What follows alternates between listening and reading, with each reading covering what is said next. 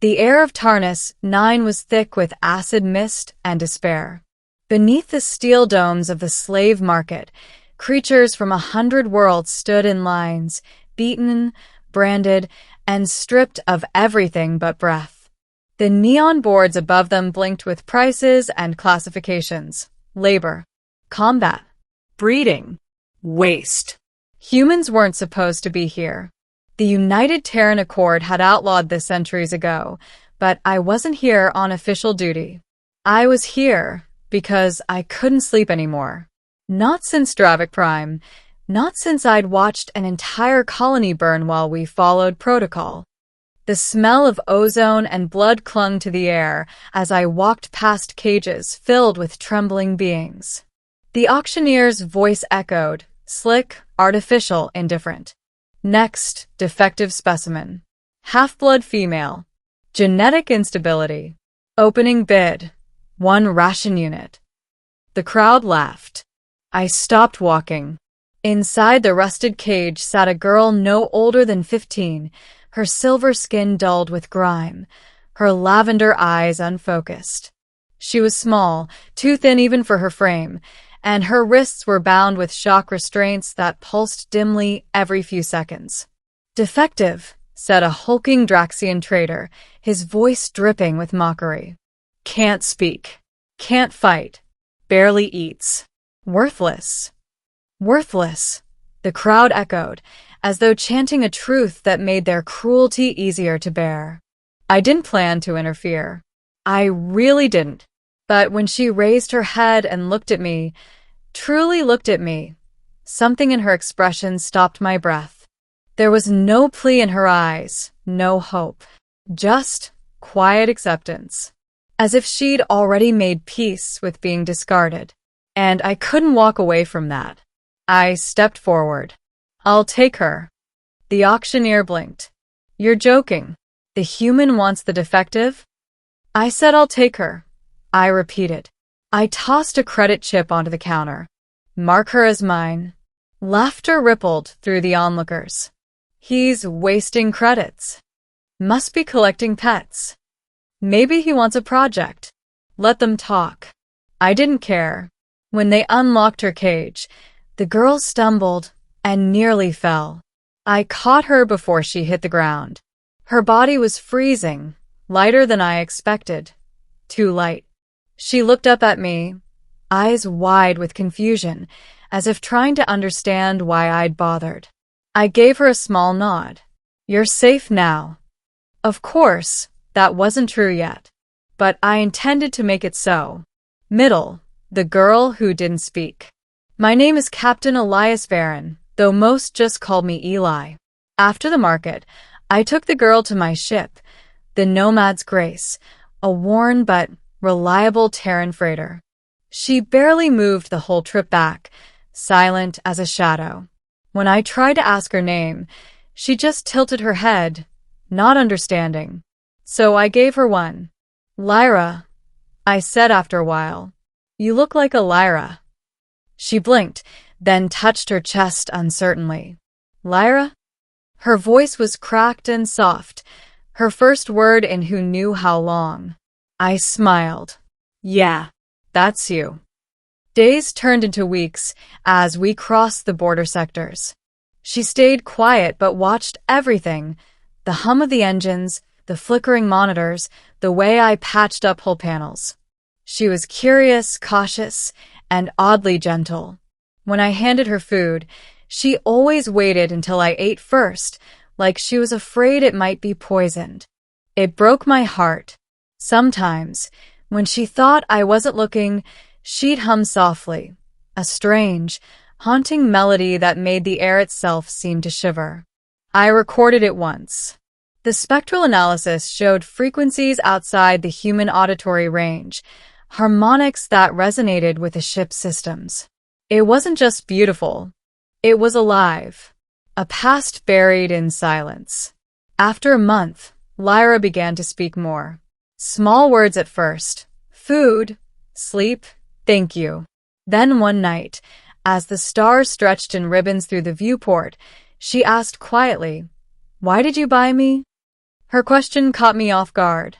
Because you didn't deserve to be there, I said. But I am broken, she murmured.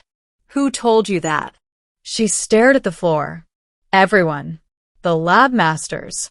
The traitors. Even my own kind. I was made wrong. I leaned forward. No one's made wrong, Lyra. They just didn't see what you could be. She looked at me for a long time, as if weighing the truth of my words, and then, slowly, she smiled. The first real smile I'd seen from her. It was small, trembling, but radiant. That night, she fell asleep against the viewport, watching the stars drift by. I covered her with a blanket and told myself I was just being kind. But deep down, I knew it was more than that. There was something about her, something fragile yet fiercely alive, that made me feel human again. The storm and the truth. We were en route to Epsilon Reach when everything went wrong. A distress signal pinged across our sensors. A Zerathian patrol cruiser, crippled by a plasma storm. Normally, I would have ignored it. The Zerathians were the same species that ran the Tarnus markets. I owed them nothing. But Lyra was staring at the blinking light on the screen, her eyes wide. Please, she whispered. They are my people. I cursed under my breath and adjusted course. All right, but we're just helping, nothing more. When we arrived, the cruiser was a wreck, hull torn open, life support failing. As we docked, Lyra's hands shook, but she didn't hesitate to follow me aboard. Inside, the corridors were filled with smoke and dying crew. Then came the sound of boots and weapons raised. Human, a Zerathian officer barked. Step away from the hybrid. I turned slowly. Hybrid? The officer sneered. That creature is the failed offspring of our queen's genetic experiment. An abomination. You've taken our trash. Lyra flinched at the words. Something in her posture shifted, fear mixed with shame. I stepped between them. You call her trash, but she's the only reason I came here. Without her, you'd all be dead already. The officer laughed bitterly. You think she's a savior? She's poison. Lyra's voice trembled. I can help them. Before I could stop her, she pressed her hands to the control core and light erupted from her palms. Energy surged through the ship, stabilizing life support, sealing breaches, reigniting power nodes. The wounded began to stir. The storm outside eased. The Zerathians stared in disbelief. Their abomination had saved them. Middle part 2, a name worth more than gold. When we returned to the Nomad's Grace, Lyra collapsed from exhaustion. I carried her back to her quarters, her skin warm with fever. She whispered something in her sleep, a name I didn't recognize. Later, the Zerathian officer requested an audience. I owe you a debt, he said stiffly, and perhaps I owe her an apology. Her ability, it is a rare synthesis of our genetic line and something else. Human? I frowned. Human? How? He hesitated.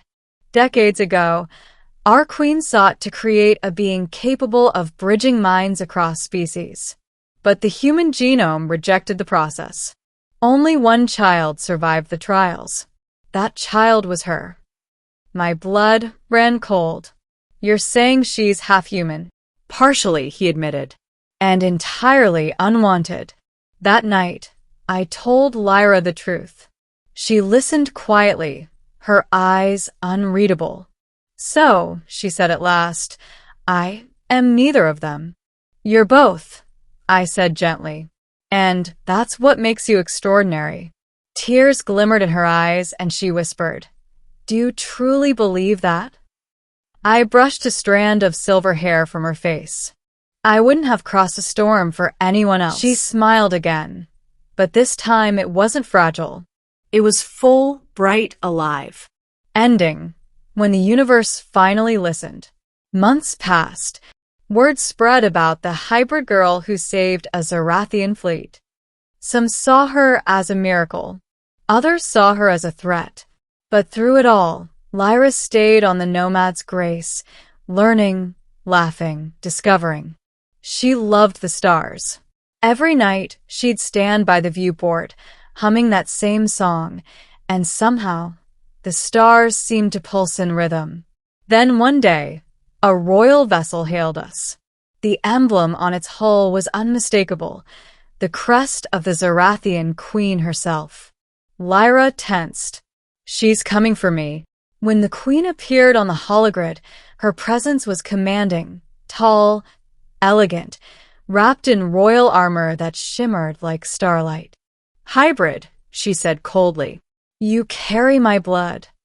Lyra's voice shook. "You call me that, but you abandoned me." The queen's expression softened, just slightly. "You were a failure. Until now." I stepped forward. "She's not yours to claim." The queen's gaze flicked to me. "And you are the human who defied my empire." "Someone had to," I said. For a long moment, the queen said nothing. Then she looked back at Lyra. "You could return. Take your place among us." Lyra hesitated, then looked at me. Her eyes said everything. "I already have a place," she said softly. "Here." The queen's composure cracked. For the first time, she looked almost proud. "Then live well, my child." The transmission cut. The precious thing. Afterward, the ship felt quieter. Lyra leaned against me as we watched the stars drift past. "They said I was worthless," she whispered. "That I was nothing." I tilted her chin up, so she'd meet my eyes. "They were wrong." Her smile trembled, tears in her eyes. "Then what am I, Eli?" I didn't hesitate. "Precious." For a long time, neither of us spoke. Outside, the cosmos unfolded, endless, silent, and new. And for the first time in a long time, I believed the universe still had beauty left in it.